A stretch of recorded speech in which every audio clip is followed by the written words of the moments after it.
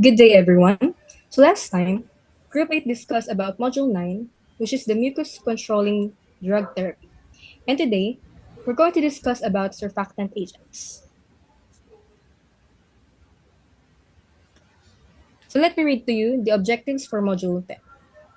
Define key terms that pertain to surfactant agents. 2. List all available exogenous surfactant agents used in respiratory therapy. 3. Describe the mode of action for exogenous surfactant agents. 4. Discuss the route of administration for exogenous surfactant agents. 5. Recognize hazards and complications of exogenous surfactant therapy. And 6. Assess the use of surfactant therapy. So let us first define what are surfactant agents.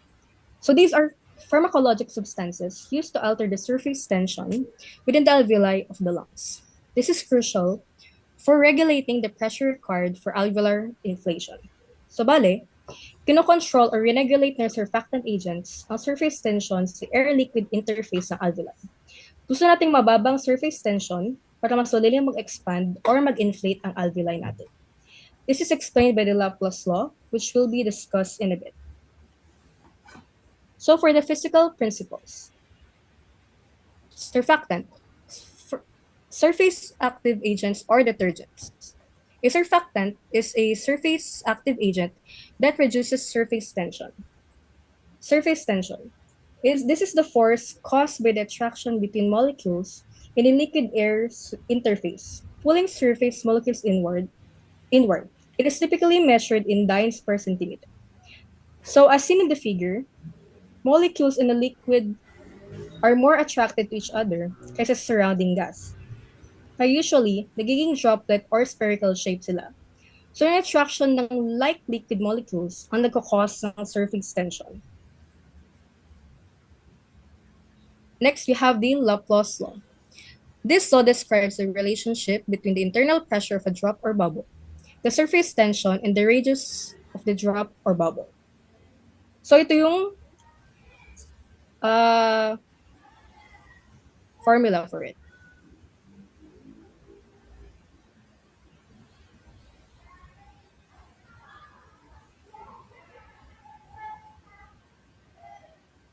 Nagko-contribute sa pressure na kailangan para mag-lead sa alveolar collapse and reduce lung compliance. Inversely, the lower the surface tension, the easier na ma-inflate yung alveoli. So next, we have the clinical indications for exogenous surfactants. Exogenous surfactants. These are used in newborns to treat or prevent respiratory distress syndrome, or RDS, which is caused by the deficiency in natural pulmonary surfactant due to lung immaturity. So the basic problem sa RDS is yung lack of pulmonary surfactant dahil sa lung immaturity. Kapag walang surfactant, higher yung surface tension sa alveoli.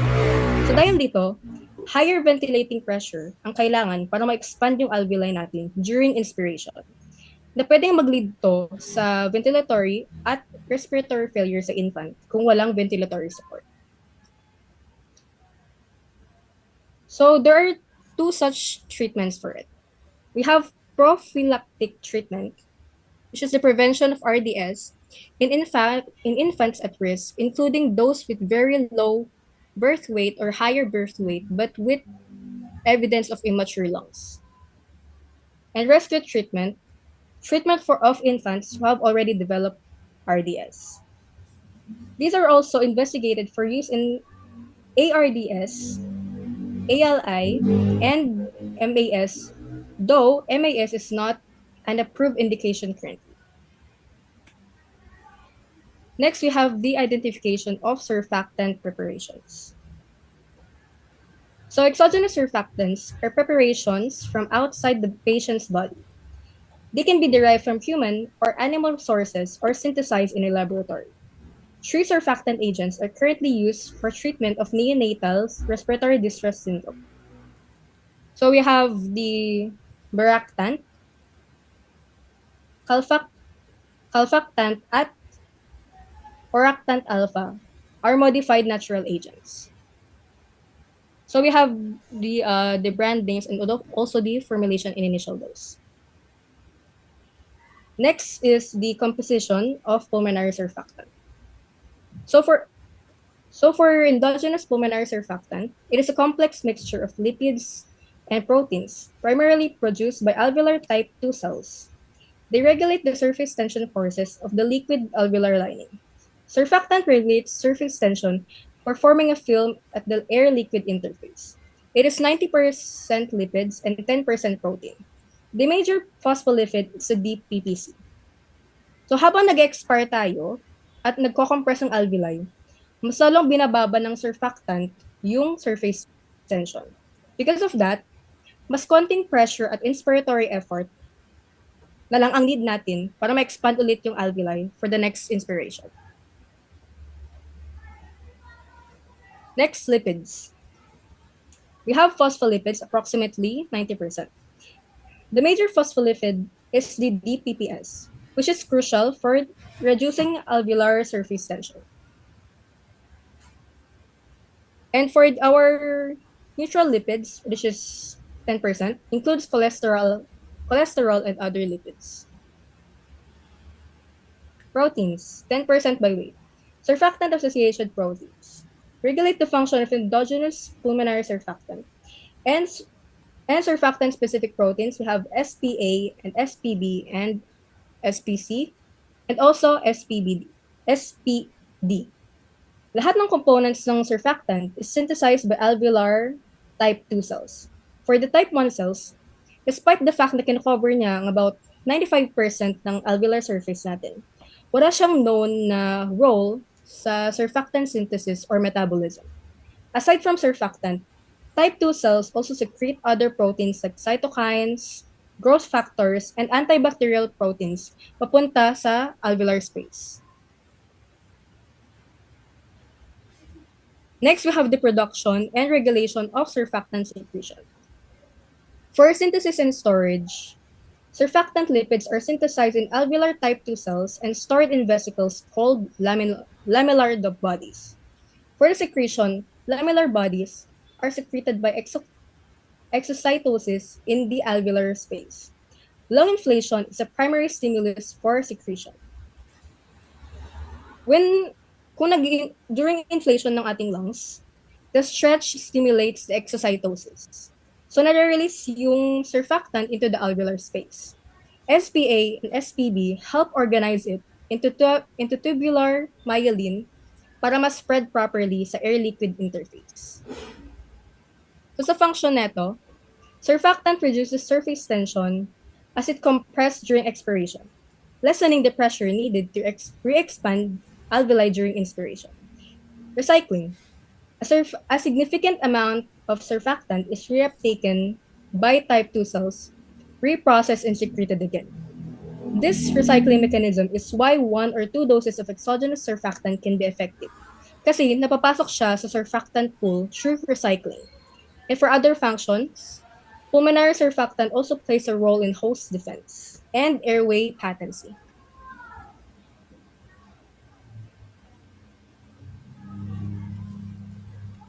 Okay, so so next I will be discussing the types of exogenous surfactant preparations. So to quickly define exogenous surfactant, it is a medicine given to help our lungs stay open, especially in premature infants who cannot produce enough on their own. So first type is yung natural and modified natural surfactant. So this is derived from natural sources, either human or animal, with minimal modifications. So examples include bovine or porcine lung extracts. Concern include cost, availability, and potential for contamination or immunologic reactions. So basically, this type comes from animal lungs like cows or pigs. Then it works very well kasi similar siya sa human surfactant pero it can be expensive and meron siyang small risks like reactions or contaminations. Next naman na type is yung synthetic surfactant. So for this type, it is prepared by mixing in vitro synthesized substances. These preparations are free from infectious agents and foreign proteins, but may lack the full functional equivalence of natural surfactants due to the absence of surfactant proteins. So this is basically in a laboratory made is a laboratory made surfactant using artificial ingredients. So, safer siya in terms of infection risk, pero it may not work as effectively kasi, like I said, it lacks yung important natural proteins compared to our natural surfactants. Next slide, please. Next slide po. Ayun. Next is our synthetic natural surfactant. So, this is now prepared using genetic engineering, recombinant DNA technology to produce components that mimic natural human surfactant. So currently, no products are available for general use. So made naman ito using advanced technology to copy human surfactant. So yung aim niya is to combine safety and effectiveness pero hindi pa siya widely available. So as far as hindi pa fully develop yung research and yung use for this type of surfactant. So, yung examples now for sa mga surfactant natin as seen sa table, for natural, ang gina- ginagamit is Survanta, which is bovine, Curosurf, yung porcine, and then Infasurf, which is bovine again.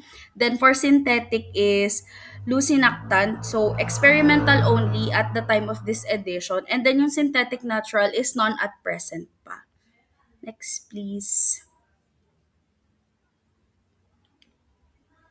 Then for specific exogenous surfactant preparations naman, um, so, first natin is yung Beractant or Survanta. So, to basically explain it, surfactant siya made from cow lungs.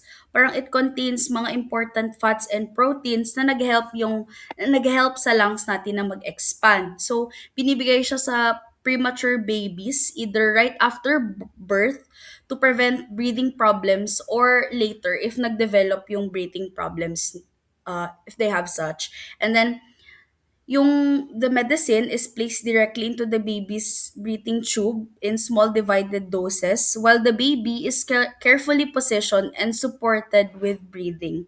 So yung mga important details about Beractan. First, yung type is, like I said, modified natural surfactant siya.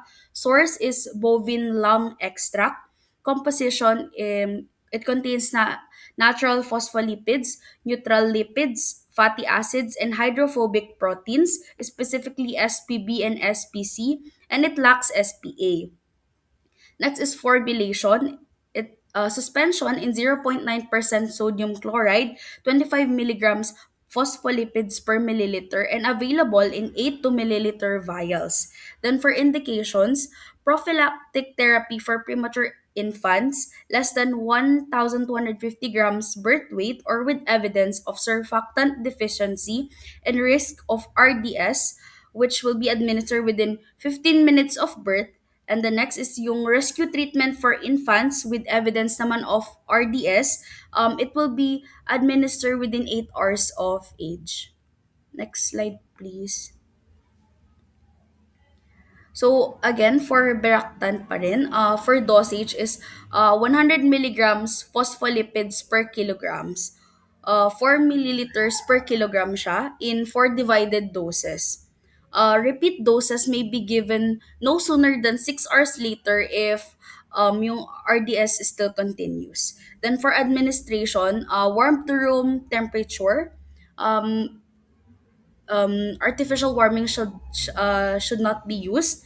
Gently swirled, not shaken. Administered via a 5F catheter into the endotracheal tube in 4 aliquots with the infant repositioned between each dose. And meron ding manual ventilation for at least 30 seconds between sa doses. Next slide. Next naman for our surfactant is calfactant, also called Infasurf. So, ito naman, galing siya sa calf lungs and it works similarly sa natural surfactant. So, ginagamit siya both to prevent and treat respiratory distress syndrome in very premature babies. So, it is given through a breathing tube again in two parts with the baby positioned on each side to help spread the medicine evenly in the lungs. So again, for details again sa calfactant, yung type is it's a modified natural surfactant. Source, like I said, is calf long lavage extract. Composition contains phospholipids, neutral lipids, and hydrophobic proteins, SPB and SPC, and again lacks SPA. Formulation is suspension, 35 milligrams of phospholipids per milliliter, available in 3 milliliter and 6 milliliter vials siya. Then for indications, prevention prophylaxis of RDS in premature infants less than 29 weeks gestational stage at high risk. And then treatment also for rescue of our premature infants less than 72 hours of age who develop RDS and nagre-require ng intubation. Next po. Then for dosage is 3 milliliter per kilogram body weight naman siya and then administered as two divided doses of 1.5 milliliter per kilogram. So, yung prophylaxis should be given as soon as possible, preferably within 30 minutes of birth, and then repeat doses up to 3 total can be given 12 hours apart or as early as 6 hours if the infant remains intubated and requires 30% oxygen with millimeters mercury. Next is administration. Administered to an intubated infant via side port delivery or via catheter.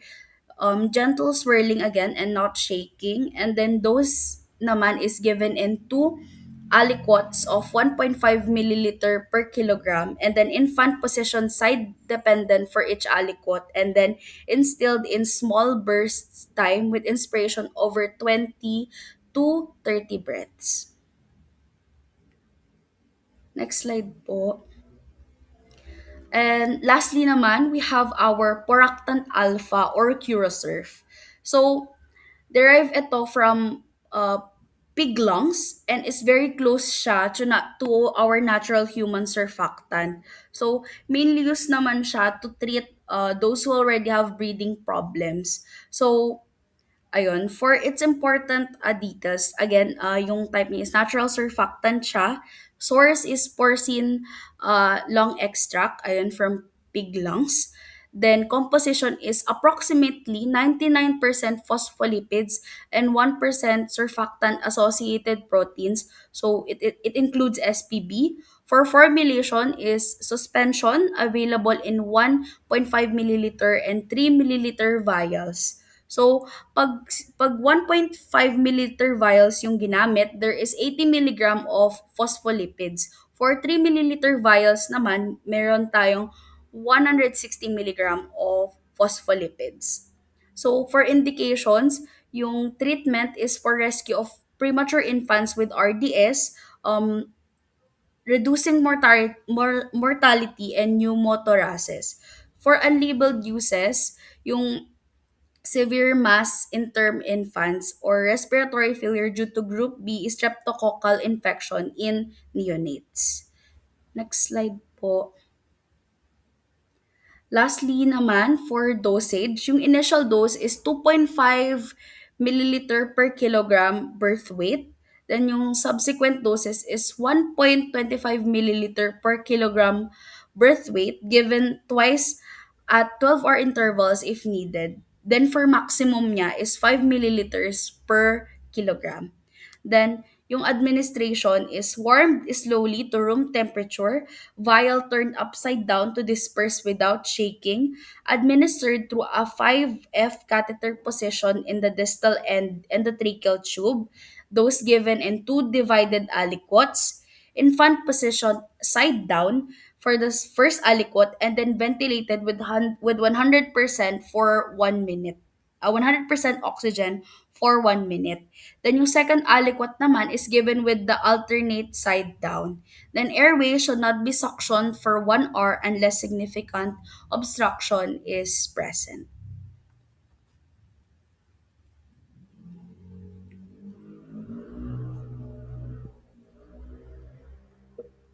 So, wait. Open na ba?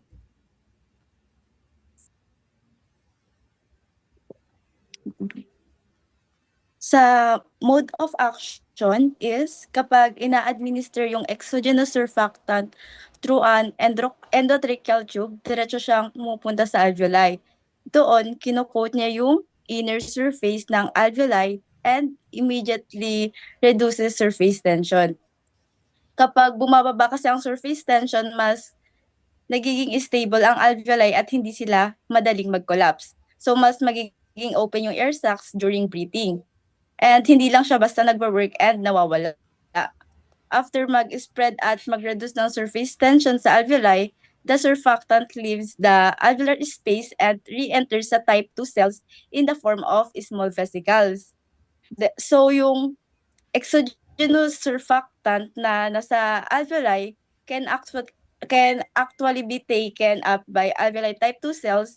Ina-absorb siya in the form of small vesicles, then nire-recycle sa loob ng cells. Through this recycling process, nabubuo ulit ang open ba? So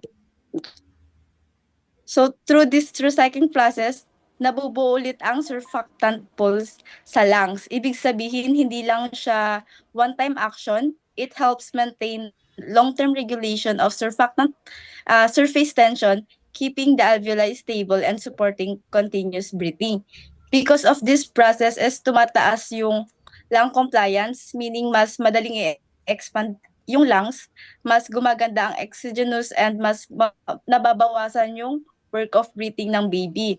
So in simple terms, ang exogenous surfactant works by 3 R's. Replace deficient surfactant, reduce alveolar surface tension, and recycle in type 2 cells. Next slide. Nakita ba ako? Sa clinical outcomes after surfactant naman, because the alveoli stay open, mas nagiging efficient ang gas exchange. And that's the reason why one of the most noticeable effect is the rapid improvement in oxygen right after surfactant administration. Madalas within minutes is gumaganda agad yung oxygen level ng baby. Kasabay nito is we also see improvement in blood gas values which reflect better gas exchange. Functional residual capacity increases early after treatment, which means mas marami air ang naiiwan sa lungs after exhalation. Because of this, the alveoli become more stable during expiration and hindi sila madaling mag-collapse. Next slide. Sa clinical evidence and lung mechanism naman is now according to different clinical studies, we can better understand these outcomes.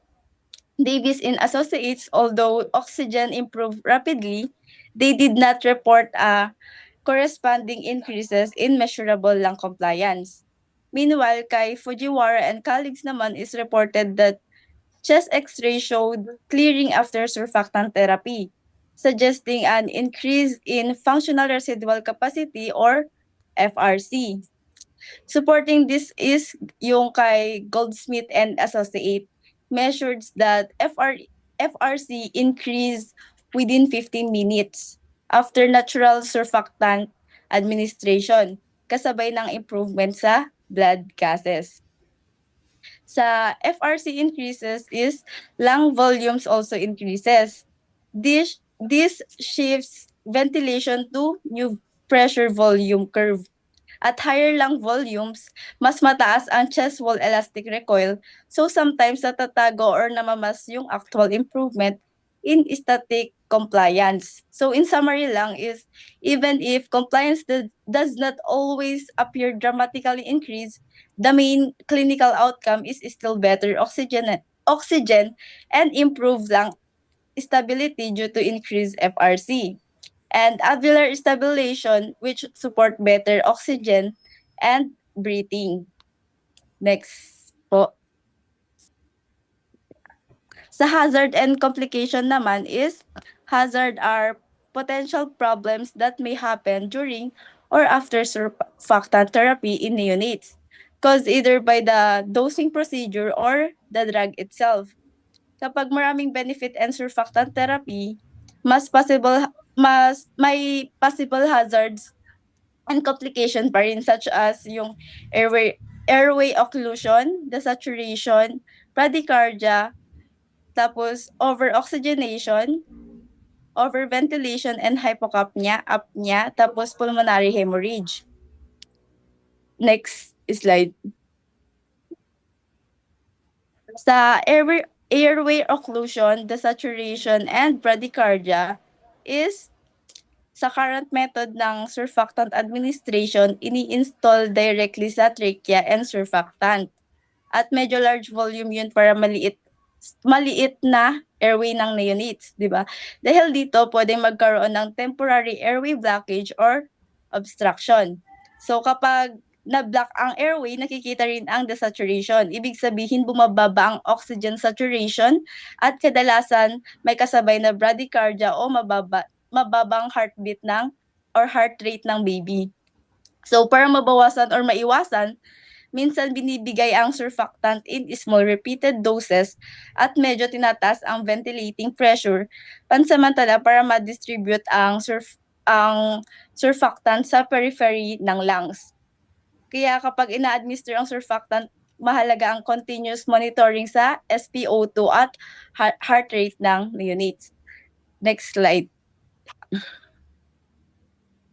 Sa over-oxygenation or high arterial oxygen values naman is, after surfactant therapy is mabilis gumaganda ang oxygenation ng baby dahil mas efficient na ang lung sa gas exchange. Pero kung hindi agad bababaan ang FiO2, pwedeng mag-result sa over-oxygenation, meaning sobrang oxygen sa katawan. Sa EBG naman is makikita kapag mataas ang PaO2 above safe limits. So, delikado, lalo na sa preterm babies kasi pwede itong mag-contribute sa retinopathy of prematurity or ROP at iba pang oxygen-related complication. Kaya once mapansin na mabilis yung improvement sa oxygen, dapat agad na ina-adjust ang oxygen setting para ligtas yung baby. Then, next slide. Sa overventilation and hypocapnia naman is, kapag nag-improve ang lung compliance pagkatapos ng surfactant, mas marami ang tidal volume na nade-deliver sa parehong ventilator settings. Kaya kung hindi ito ma-adjust, pwede mag-lead sa overventilation that resulting hypocapnia or mababang PaCO2. Sa severe cases is pwedeng mag-result ng pneumothorax kasi mataas ang lung volume at may pressure shift sa lungs. Sa clinical naman is, kapag nag-improve ang compliance, importante na i-adjust ang peak inspiratory pressure, expiratory baseline pressure at ventilatory rate para maiwasan ang overventilation at mananatili yung safe PaCO2 ng levels. Ganun. For example, yung post-treatment ABG ng baby shows PaCO2 of 25 mmHg dahil hindi pa na-adjust ang ventilator settings. Kaya dapat i-monitor yung ABG at modify agad yung settings kapag kailangan. Next slide. Sa apnea naman is temporary cessation of breathing during intratracheal surfactant administration. Sa actual setting is kailangan ng assisted ventilation hanggang maging stable ulit yung infant. Next slide.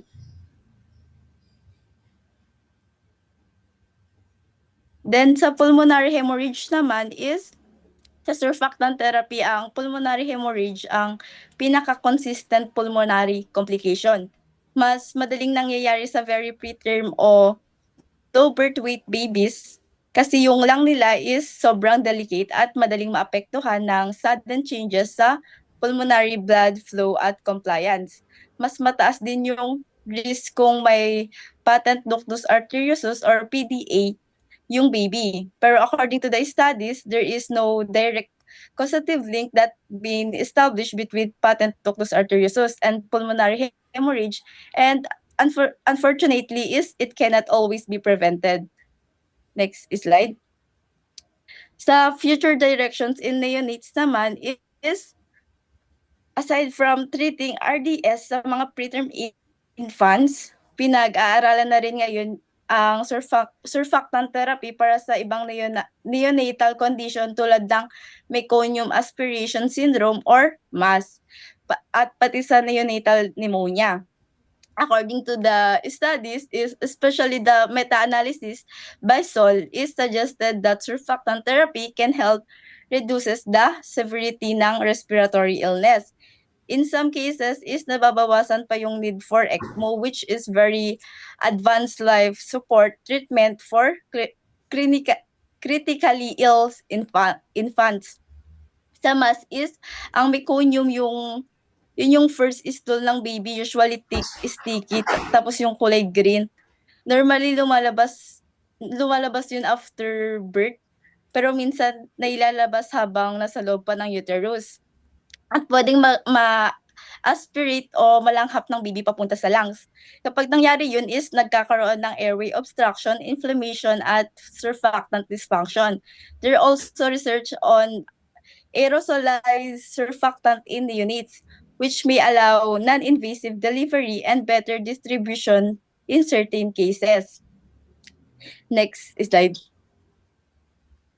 Sa future directions in adults naman is surfactant therapy is being studied for conditions of ARDS, pneumonia, lung transplant complication at iba pang lung diseases tulad ng idiopathic pulmonary fibrosis at drug-induced pulmonary diseases. Pero iba yung situations ng adults compared sa neonates. Sa neonates is, ang problem is primary surfactant deficiency. Pero sa adults naman, yung ARDS, ang surfactant deficiency is secondary to lung injury and inflammation. So dahil mas complex ang pathophysiology, possible na iba rin ang clinical response sa surfactant therapy. Another challenge is sa may dosing and administration. Since mas malaki ang lung volume ng adults, kailangan i-adjust ang dose at delivery technique. Another issues pa is yung kapag non-uniform ang lung injury, meaning hindi pare-pareho yung damage. And aerosolized surfactant pwede mapunta sa mas compliant at mas complaint at mas healthy areas instead doon sa pinaka-damaged part ng mas nangangailangan. But promising and newer recombinant surfactant like lusinactant or aerosurf na nebulize ito usually or successfully both neonates at adults, which gives hope na in the future surfactant therapy might improve outcome even in adult ARDS. So in summary lang is, hindi lang ginagamit ang surfactant therapy para sa RDS ng mga premature babies. Pinag-aaralan na rin ngayon to para sa ibang condition tulad ng MAS at pneumonia sa neonates. Sa adults naman is ine-explore din ito para sa ARDS at iba pang lung diseases. Pero dahil mas complex ang lung injury sa adults, possible na iba ang response nila kumpara sa preterm infants. Next slide. So, lastly is respiratory care assessed of surfactant therapy. Meron siyang before, during, and short term, tapos long term, then general contraindication. Sa before treatment is assess the need for surfactant therapy. During treatment and short term is meron siyang monitor pulse and cardiac rhythm during and after administration, Monitor the infant for sign of airway occlusion, like the saturation and bradycardia. During, during and after administration, obstruction is if it if obstruction is evidence, remove the infant from ventilator and manually ventilate. In addition, is saline lavage and aggressive suctioning to clear the airway may be needed. Monitor color and activity level of infants. Monitor chest rise for level of ventilation or use electronic monitor if available. Then monitor arterial oxygen saturation and adjust FiO2 according to prevent hyperoxia and hypoxia. Then monitor transcutaneous PCO2 if possible and be prepared to adjust level of ventilation as needed to prevent hypercarbia or hypocarbia. Sa may long term naman is meron siyang assess lang mechanism. During mechanical ventilation to determine effectiveness of the exogenous agent in normalizing lung compliance, the installed drug may cause changes within minutes in some cases and need repeated dosing. Sa general contraindication naman is considered possible hazard in pulse, cardiac rhythm, or arterial transcutaneous blood gas values deteriorate. Yun lang.